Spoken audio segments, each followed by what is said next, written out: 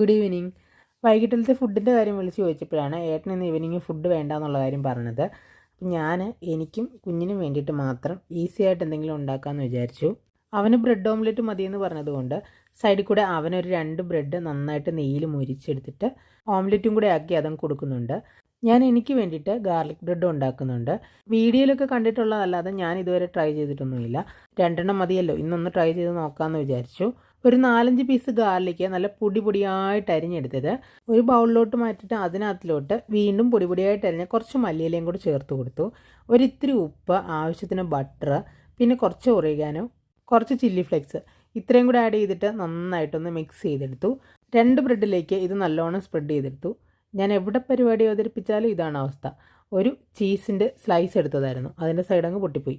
അതെപ്പോൾ എടുത്താലും അങ്ങനെ തന്നെയാണ്. പിന്നെ സെൻറ്ററിലേക്ക് ആ ചീസും അങ്ങോട്ട് വെച്ച് കൊടുത്ത് രണ്ടും കൂടെ ഒന്ന് പ്രസ് ചെയ്തെടുത്തു. ഇതാ നല്ലോണം നെയ്യൊക്കെ ഒഴിച്ച് മൊരിച്ചെടുത്തിട്ടുണ്ട്. സാധാരണ ഈ ബ്രെഡ് കൊണ്ട് ഉണ്ടാക്കുന്ന ഐറ്റമൊക്കെ ഞാൻ കഴിക്കുമെന്നേ ഉള്ളൂ.